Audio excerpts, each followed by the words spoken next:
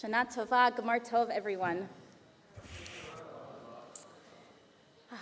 40 years ago, psychologist Dr. Pauline Boss coined the term ambiguous loss in her book on learning to live with unresolved grief.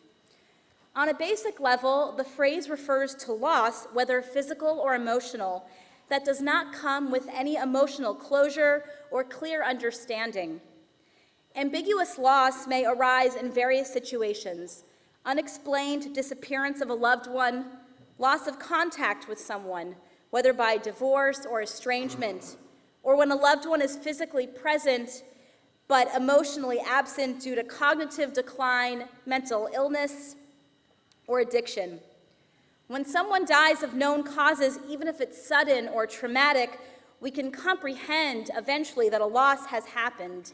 Death is concrete. But an ambiguous loss leaves us lost in uncertainty, searching for answers. It complicates and delays the grieving process.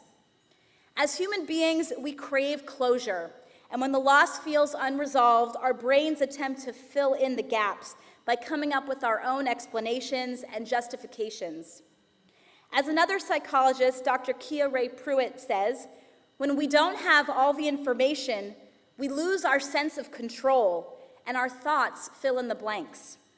Those thoughts can be terrifying because there's nothing to confirm if what you're thinking is right or wrong. As we read from Parshat Acharei Mot this morning, we enter a universe of ambiguous loss.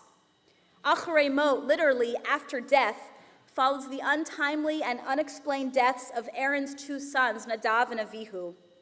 Aaron, the high priest, the Kohen Gadol, had just finished training his sons to serve as priests in the Mishkan, the tabernacle. On the day of their installation as priests, they each took their fire pan, put fiery coals in the pan, and laid incense on it. Then they approached the altar and offered before Adonai Eish Zara, a phrase that might mean strange, alien, or foreign fire. Apparently an offering that did not belong at the altar, an offering which they had not been commanded to bring. And suddenly, fire came forth from Adonai and consumed the two young priests. Acharei Mot, reflecting on this tragic event, offers a rather vague explanation. Chapter 16 begins by saying that the brothers died when they drew too close to the presence of Adonai. Bekorvatam lifnei Adonai vayamutu. Neither the classical commentators nor we ourselves can explain with any certainty what happened or why the young men died.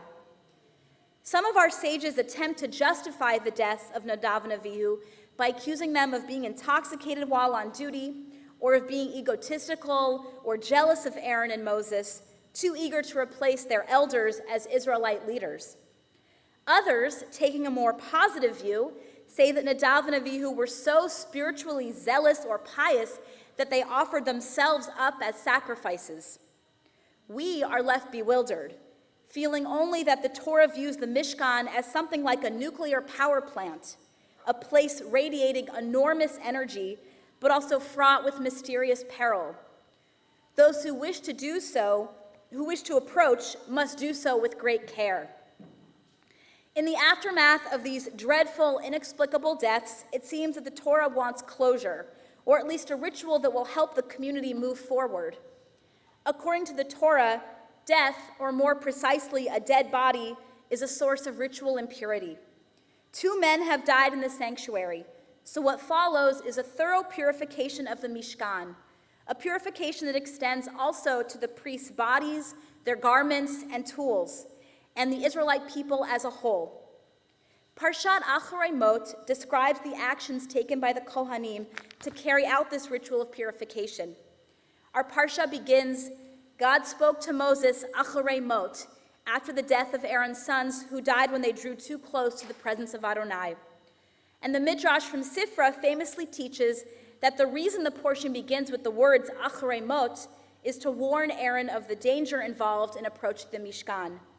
Before he begins this purification ritual, God wants him to be mindful of what happened to his sons when they did not follow the instructions precisely. While the deaths of Nadav and Avihu precipitated the ritual, the cleansing is far more comprehensive.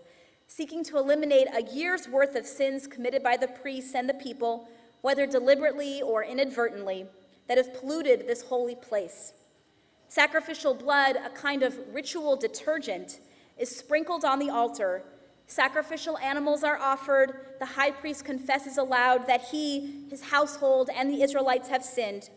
He then symbolically transfers their sins onto a goat who goes away into the wilderness, taking the sins far away from the Israelite camp, the origin of the term scapegoat.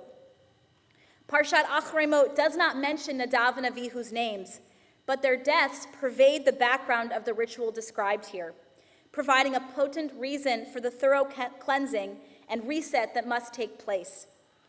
In a modern sense, we might also see this as a ritual designed to help cleanse the community of guilt, sorrow, and trauma in the wake of these terrible losses.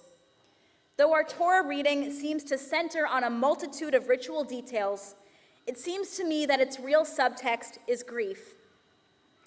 This ancient ritual is the origin of our own purification process today on Yom Kippur.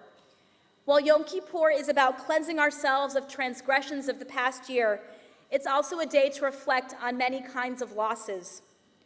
We join together in Yizkor services to remember our loved ones who have died and commit to giving tzedakah and making their memories a blessing.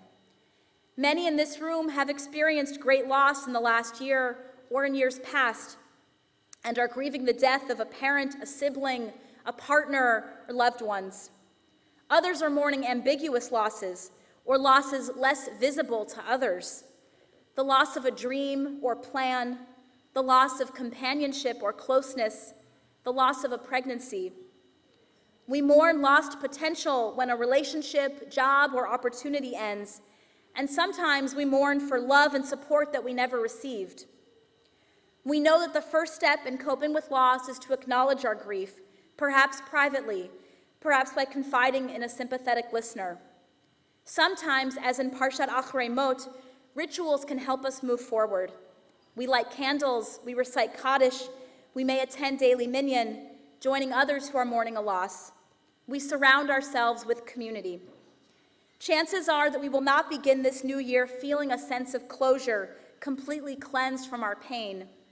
But we can join together today to hold our collective grief, honor the many sorts of loss that we share, and acknowledge the multitude of private wounds we cannot see. May we serve as a community of comfort and support for one another today and throughout the year.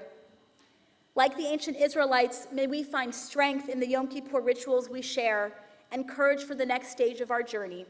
Together, may we find renewal for the year ahead. Shana Tova.